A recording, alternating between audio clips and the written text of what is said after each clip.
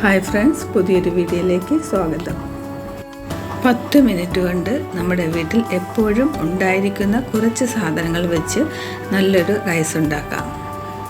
ഇതിനു വേണ്ടി ബസ്മതി റൈസാണ് എടുത്തിരിക്കുന്നത്. അരി നല്ലതുപോലെ കഴുകി 20 മിനിറ്റ് കുതിരാനായിട്ട് വയ്ക്കാം.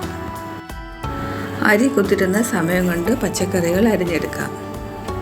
ചെറിയ കഷ്ണം വയലറ്റ് കളറിലുള്ള ക്യാബേജാണ്. ക്യാബേജ് വേണമെന്ന് ഒരു നിർബന്ധവുമില്ല. ക്യാരറ്റും വെളുത്തുള്ളിയും പച്ചമുളകും മാത്രമായാലും മതി. വെളുത്തുള്ളി ഇതുപോലെ ചെറുതായി അരിഞ്ഞെടുക്കണം. ക്യാബേജും ക്യാരറ്റുമെല്ലാം ഇതുപോലെ അരിഞ്ഞെടുക്കാം.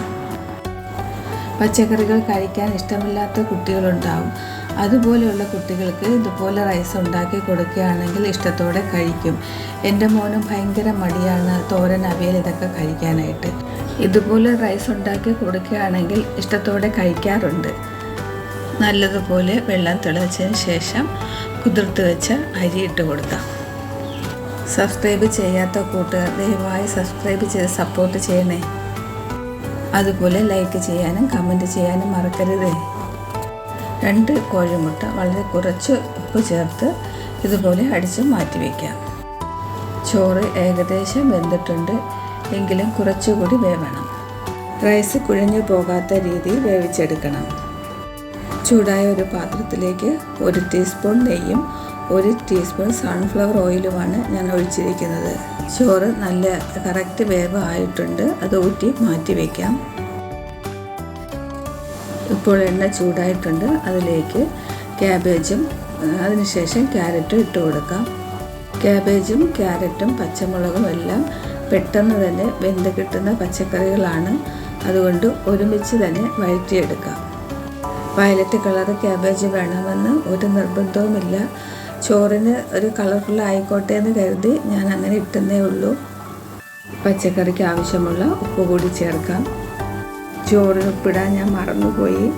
അപ്പോൾ ചോറുണ്ടാക്കുമ്പോൾ ഉപ്പ് ചേർത്ത് ഉണ്ടാക്കുന്നവർക്ക് അതിനനുസരിച്ച് ചേർക്കാം. വഴറ്റിയ പച്ചക്കറികൾ ഒരു വശത്തേക്ക് മാറ്റി വെച്ചതിന് ശേഷം 1 ടീസ്പൂൺ ഓയിൽ ഒഴിച്ച്, സൺഫ്ലവർ ഓയിലാണ് ഞാൻ ചേർത്തത്. അതിലേക്ക് ചെറുതായി അരിഞ്ഞു വെച്ച 1 ടീസ്പൂൺ വെളുത്തുള്ളി ചേർത്ത് ഇതുപോലെ പച്ചമണം മാറുന്നതുവരെ വഴറ്റാം. അതിനുശേഷം അടിച്ചു വെച്ചിരുന്ന മുട്ട ചേർക്കാം. അതിലേക്ക് 1/2 ടീസ്പൂൺ കുരുമുളക് പൊടി കൂടി ചേർക്കാം. മുട്ട വെന്ത് തുടങ്ങുമ്പോൾ ഇതുപോലെ ഇളക്കി കൊടുത്ത് ചെറിയ പീസുകളാക്കി എടുക്കാം. അതിനുശേഷം പച്ചക്കറി കൂടി ചേർത്ത് യോജിപ്പിക്കാം. ഇതെല്ലാം വളരെ പെട്ടെന്ന് തന്നെ ആയി കിട്ടും. കുട്ടികൾക്ക് ലഞ്ച് ബോക്സിൽ കൊടുത്തുവിടാൻ പറ്റിയ ഒരു റൈസായിട്ടാണ് ഇത് ഉണ്ടാക്കുന്നത്. അതുകൊണ്ട് ഒരുപാട് എരിവൊന്നും ഞാൻ ചേർത്തിട്ടില്ല. Maggi cubes, chilli sauce, soya sauce ഇതൊക്കെ വേണമെങ്കിലും ചേർക്കാം. ഇതൊന്നും ഇല്ലെങ്കിലും നല്ല ടേസ്റ്റ് തന്നെയാണ്. ഇതിനോടൊപ്പം സാലഡ്, പപ്പടം, അച്ചാർ ഇതൊക്കെ കൂട്ടി കഴിക്കാവുന്നതാണ്. ചോറിന് ഉപ്പിടാൻ ഞാൻ മറന്നുപോയി എന്ന് പറഞ്ഞിരുന്നല്ലോ. 1/4 ഗ്ലാസ്സിന് താഴെ കുറച്ച് ചൂടുവെള്ളം എടുത്ത് അതിലേക്ക് ആവശ്യമുള്ള ഉപ്പ് ചേർത്ത് ചോറിലേക്ക് തളിച്ചെടുത്തിട്ടുണ്ട്. ഇപ്പോൾ നമ്മൾ മിക്സ് ചെയ്തപ്പോൾ എല്ലാം നല്ലതുപോലെ യോജിച്ച് കറക്റ്റായിട്ടുണ്ട്. മല്ലിയില ചേർക്കാൻ ഇഷ്ടമുള്ളവർക്ക് ഇതുപോലെ ചേർത്ത് എടുക്കാവുന്നതാണ്.